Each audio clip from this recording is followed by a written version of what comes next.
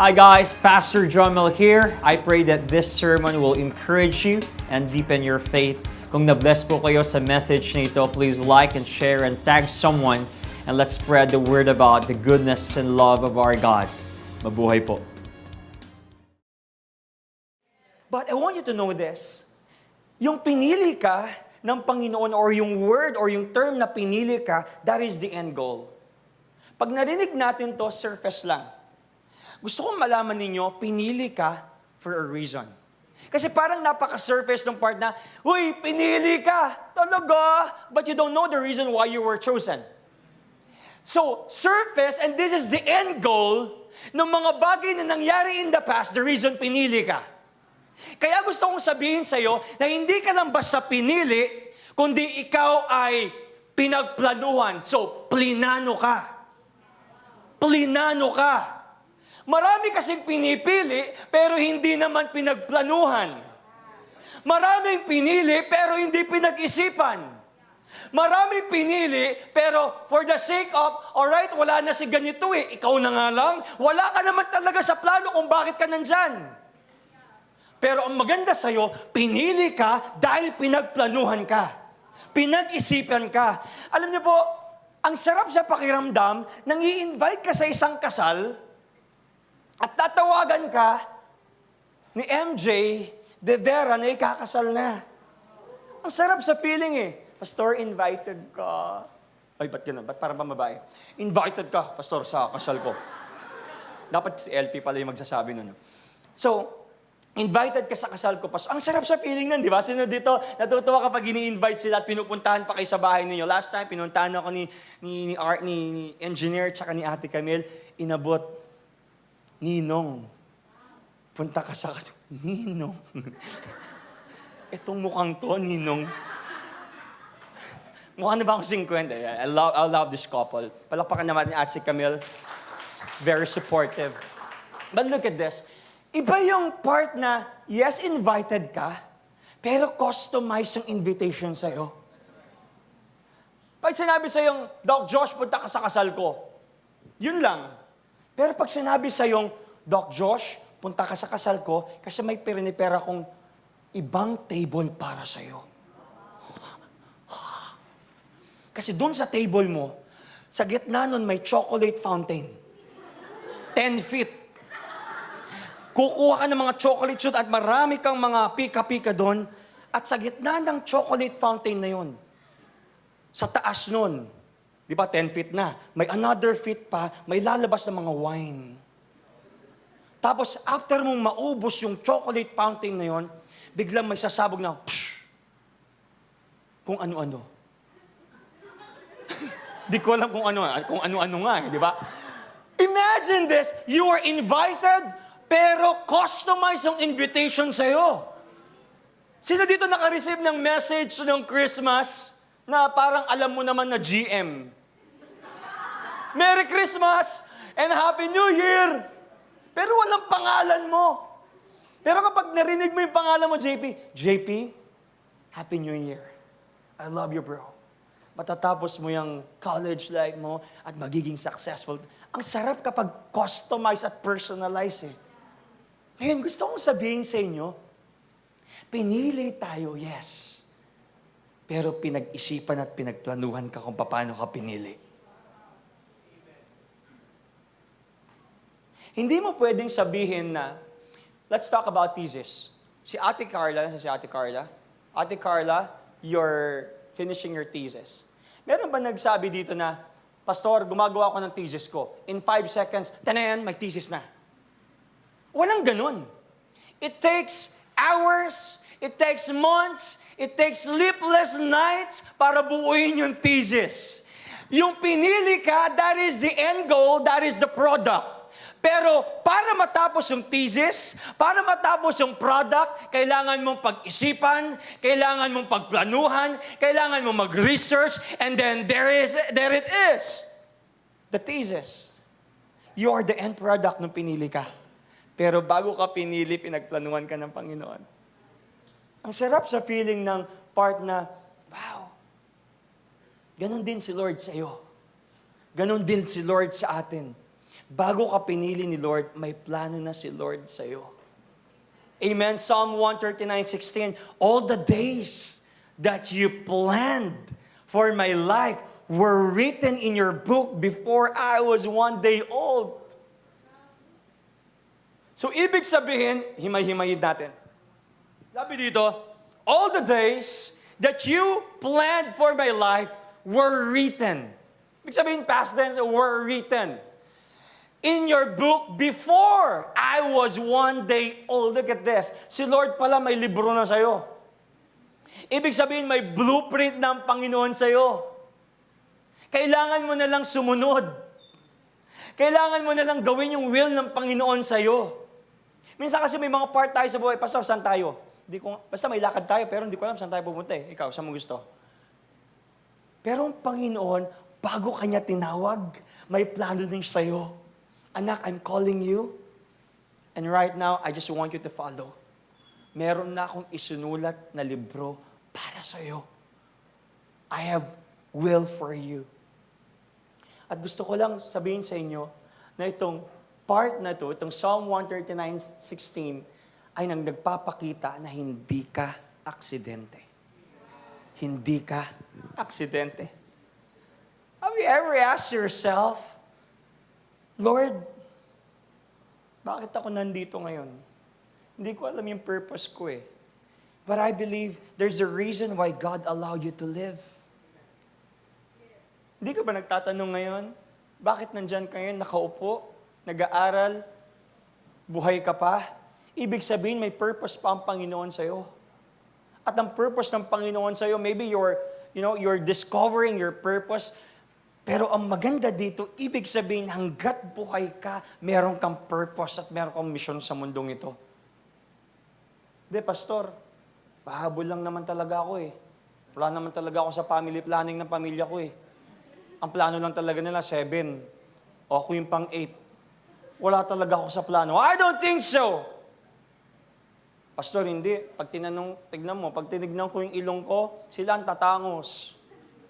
Aksidente lang ako. Pati mo, tatangos ng 7 magkakapatid na mga kapatid ko. Ako nga, Lord, pag tumingin ako sa ulap, pag tumingala ako at umuulan, malulunod ako kasi pangu yung ilong ko. No, you're not an accident. God has a purpose in your life. Sabi mo sa katabi mo, may purpose ka at hindi ka aksidente at hindi ka galing sa tain ng kalabaw. Pero bang ganon? Galing sa tain ng kalabaw? And I want you to know this, you're not a number. You're not hoy because you're unique. God gave you, something na sobrang unique sa buhay mo. Because before you came, God knew you. And I want to tell you this, you are chosen. God planned your existence and He has a unique purpose for you. Sobrang personal ni Lord sa buhay mo. Amen. In Isaiah chapter 64 verse 8, sabi dito, but now, O Lord, you are our Father. We are the clay, and you are our potter. We are all the work of your hand. Himay-himay natin to, sobrang ganda. Sabi dito, you are our Father. Pag sinabi nating Father, He is our provider, He is our protector, He is our builder, He is the one who gives purpose sa buhay natin. So pag tinignan natin ng Panginoon, Lord, you are my Father, it means He builds us. He molds us. At ang maganda pa dito, hindi lang siya basta Father. Hindi lang siya basta nagpro-provide, kundi siya yung Potter natin na nagmo-mold sa atin. Siya yung nagde-design sa atin. At kung titignan natin dito, anong ginamit ni Lord para likhain ka? Paa? Sabi niya ba dyan na, and you are our Potter, we are all the work of your feet. But you're all the work of our hands. Sabi dito, of your hands. Ibig sabihin, God is so intimate. God is so personal. He customized you. He gave you uniqueness. He separated you. You were chosen. At may kakaiba kang calling. Di ba pag sinabi natin, grabe, galing sa kamay ko to, that is so personal. I want to give you something through my feet. Mayroon bang narinig na ganon? But through your hands. Because God is so personal. Now, I want you to get this. To get this. There is a worker, there's a work, there's a water, and there is a clay, which is dust. I want to ask you this. Sino yung worker ng buhay mo ngayon? It's God. Amen? Ang worker ng buhay natin ngayon ay si God. At of course, kapag may worker, merong work. At yung work niya, kailangan ng water at kailangan ng clay, ng dust, para magkaroon ng isang pot. Tama? Anong elements para makabuo ka ng isang palayok, Cindy? Clay and water. At kailangan natin ng worker, at kailangan natin ng work para makabuo tayo ng isang palayok. Tama? Ng isang pot. Here's the thing, God is our worker, and He's working sa buhay mo. At ngayon, anong simbolo ng water? In the Bible, water symbolizes the Word of God. Kaya kung babasahin natin ulit yung verse 4, and the Word of the Lord came to me. Sino naniniwala na nabubuo tayo dahil sa affirmation ng Panginoon, dahil sa mabubuting salita ng Panginoon, dahil sa magagandang salita ng Panginoon sa buhay natin? Look at this, we're clay. Ibig sabihin ng clay, tayo'y alikabok. At kung walang tubig, walang word ng Panginoon ang isang alikabok, hindi tayo makakabuo ng isang pot. Sabi mo sa katabi mo, isa kang alikabok. At kapag walang tubig sa buhay mo, you will never have a purpose. The good thing here, we need a worker, and there's a work, and there's a water, which is the Word of God, and then you're a clay. And this would result a masterpiece. You are a masterpiece. You're a masterpiece of God.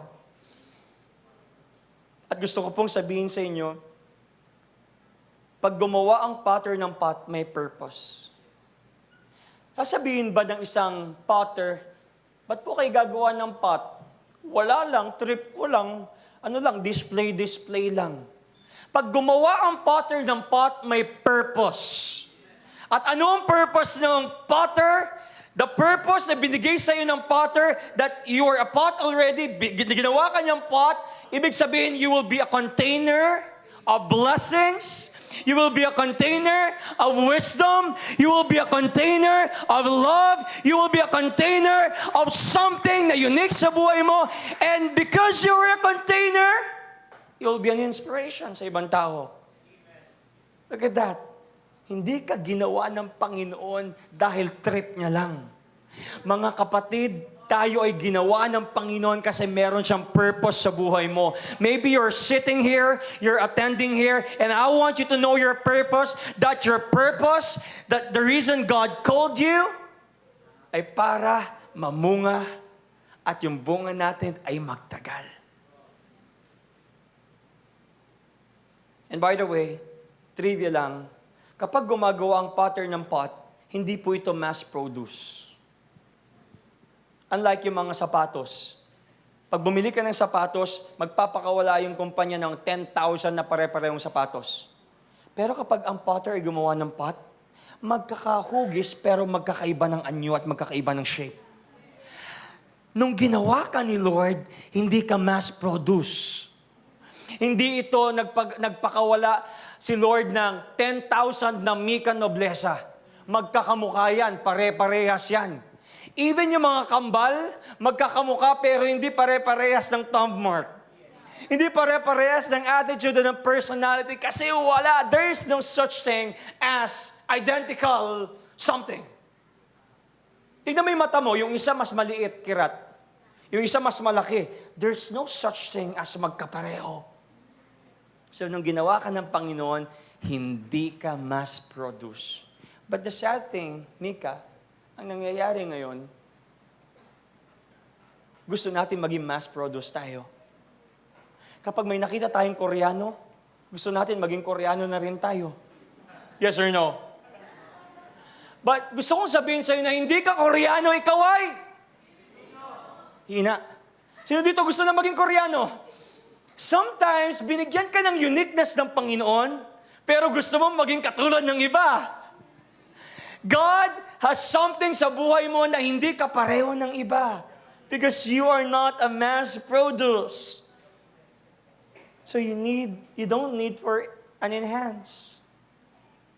You don't need something na, kailangan ko bang palakiin ito? Palakiin ito? Dahil sabihin mo sa sarili mo, I am complete. Sabihin mo sa katabi mo, kompleto ka na. Huwag ka na magpadagdag. Di ba? You're complete. Huwag ka na rin magpabawas. Kung medyo malaki, praise God. Mas marami sa'yo. Mas marami kang matatanggap na hangin. Kasi malaki ang iyong ilong. Yung iba, walang pagpasukan. Sobrang liit. I'm blessed. Hindi ganun katangos, pero ang daming air na natatanggap.